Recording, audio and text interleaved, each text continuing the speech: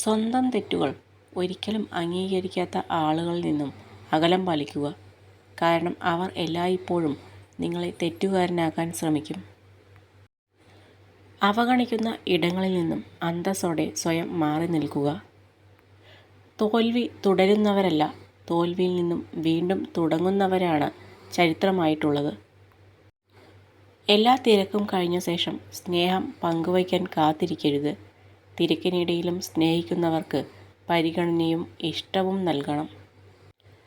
വെട്ടിമുറിച്ച മുറിവിൽ നിന്നും വീണ്ടും പൊട്ടിമുളയ്ക്കുന്ന മരങ്ങളെപ്പോലെയാവണം ഓരോ വ്യക്തിയും.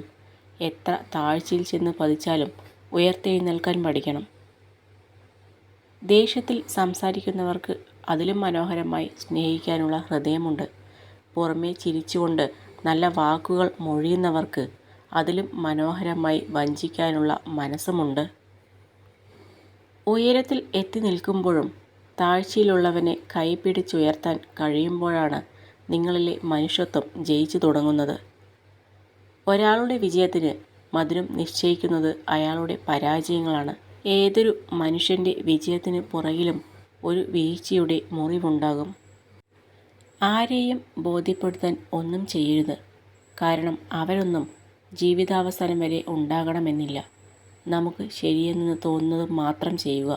മറ്റു പലർക്കും അത് തെറ്റായി തോന്നിയേക്കാം, എന്നാൽ അത് നമ്മുടെ കുറ്റമല്ല. മരണം കൊണ്ടുപോകാത്തതായി ഒന്നേയുള്ളൂ ഈ ഭൂമിയിൽ. അത് നാം മറ്റുള്ളവർക്ക് നൽകിയ സ്നേഹവും അതിൻ്റെ ഒരു പിടി നല്ല ഓർമ്മകളുമാണ്. തേളിനെ പോലെയാണ് ചിലർ. തട്ടിയാലും തലോടിയാലും കുത്തി നോവിക്കും. അവരുടെ നന്മയ്ക്കായി നീട്ടിയ കൈകളിൽ പോലും കുത്തി നോവിക്കുക എന്നത് അവരുടെ ജന്മപ്രകൃതം തന്നെയാണ്. വളരെ കുറച്ച് ആളുകൾ മാത്രമാണ് നിങ്ങളുടെ ഉയർച്ചയ്ക്ക് വേണ്ടി ആഗ്രഹിക്കുന്നത്. ബാക്കിയുള്ളവർ നമ്മൾ എന്ത് പ്രവർത്തിക്കുന്നു എന്ന് വീക്ഷിക്കുന്നവർ മാത്രമാണ്. ഒരു തെറ്റും വരാതെ ആരും ജീവിച്ചിട്ടുണ്ടാവില്ല. നടക്കാൻ പഠിച്ചപ്പോൾ വീഴാനും വീണപ്പോൾ എഴുന്നേൽക്കാനും പഠിച്ചതല്ലേ. തിരുത്തലുകളാണ് ജീവിതത്തെ സമ്പൂർണ്ണമാക്കുന്നത്. നിങ്ങളുടെ വരുമാനം കുറവാണെങ്കിൽ നിങ്ങൾ ചിലവിൽ വളരെയധികം ശ്രദ്ധിക്കേണ്ടതുണ്ട്. അതുപോലെ തന്നെ നിങ്ങൾക്ക് അറിവുകൾ കുറവാണെങ്കിൽ നിങ്ങൾ സംസാരിക്കുന്നതിലും നിയന്ത്രണം പാലിക്കേണ്ടതാണ്. നിങ്ങളെക്കുറിച്ച് ചിലർ പരദൂഷണം പറയുന്നതും നിങ്ങളോട് മിണ്ടാതെ നടക്കുന്നതും നിങ്ങൾ തെറ്റ് ചെയ്തതുകൊണ്ടല്ല.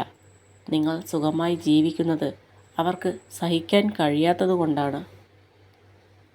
ദൈവം നൽകിയതിൽ വച്ച് ഏറ്റവും വലിയ അനുഗ്രഹമാണ് മറവി. അതുകൊണ്ടാവാം ഇന്നലെ എന്നെ വേദനിപ്പിച്ചവരെ നോക്കി ഇന്നെനിക്ക് പുഞ്ചിരിക്കാൻ സാധിക്കുന്നത്.